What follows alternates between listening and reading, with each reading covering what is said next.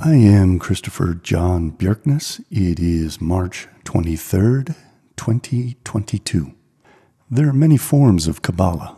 To keep things simple, I am going to first describe the general tenets of popular Kabbalah. Afterwards, I will reveal the carefully guarded secrets of occult Kabbalah. Kabbalah is an emanation theory which evolved from the Greek Orphic mystery religions, Gnosticism and Neoplatonism. The Greeks taught that there was a meta-god, which they called the monad or the one. This meta-god had an idea that it wanted to create the universe, but it could not create it itself because that would convert the one into two or more.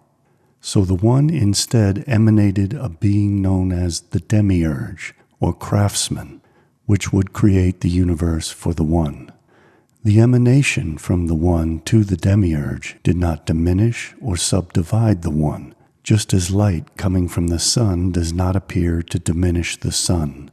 The demiurge separates into its male aspect, which remains as the creator god, and its female aspect, which is the world's soul that controls primordial chaos and contains all the souls of living beings in one.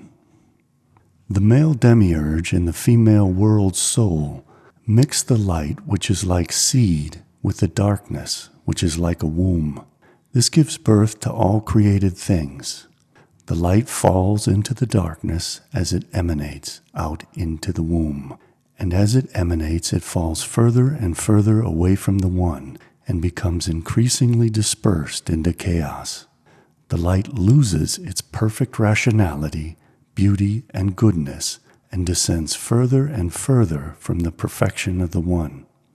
The darkness increasingly absorbs the energy of the light until the darkness itself shines. At that point, the cycle is complete. All the light has fallen as far as it can. Chaos has won the battle between light and darkness, and the darkness shines. Chaos triumphs in the end, and the end of the cycle mirrors the beginning and becomes the beginning of the next cycle. The emanations form a great chain of being. The one is at the top of the pyramid. Then comes the demiurge, then the world soul, and this trinity is separated from the worlds it creates below by the great divide or abyss. At the very bottom of this structure is primordial chaos, which is the most distant point from the one and is completely bad, disordered, irrational, and ugly. The gods are higher than human souls, which are higher than human bodies, which stand above animals and animals above plants, which draw their nourishment from minerals that are formed of matter at the bottom rung of the pyramid. Epistrophy is the opposite process of emanation. Epistrophy raises the light back towards the one. It makes things more rational, ordered, unified, beautiful, and good. The Greeks taught in their mystery schools that the soul is higher, more ordered, more beautiful and good than the body. The body drags down the soul by constantly encouraging it to worry about acquiring food and staying alive and meeting the body's other needs. The soul can be released from the prison of the body and undergo epistrophy back to the infinite light of the one through a process of contemplation. If successful, this results in an ecstatic reunion with the one, known as a unio mystica. Kabbalah has adopted all of these Greek notions, and that is where popular Kabbalah largely ends. The occult Kabbalists believe that chaos existed before the demiurge brought light into the worlds it created below the abyss.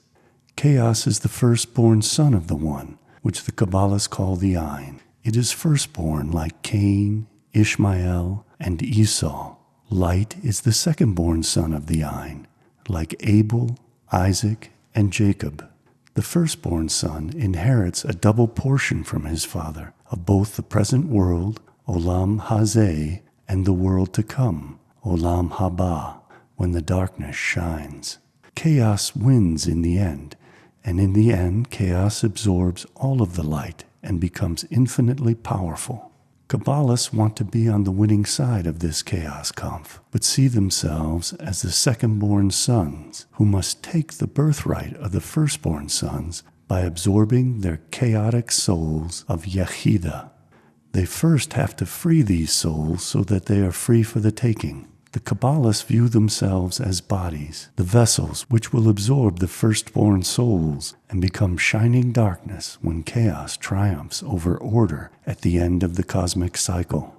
But first they have to trick the firstborn sons into giving up their souls, like Jacob tricked Esau into handing over his birthright when he was starving, and tricked Isaac into giving Jacob Esau's blessings by pretending to be Esau. Esau surrenders his soul when he stops believing in his own gods and believes instead in evil gods who are out to destroy him. When Esau takes this bait which Jacob hands to him, Jacob, who is the body, the vessel, snatches up Esau's soul, his birthright and blessings, and fills the vessel of Jacob's body with the light of Esau's soul of Yechida.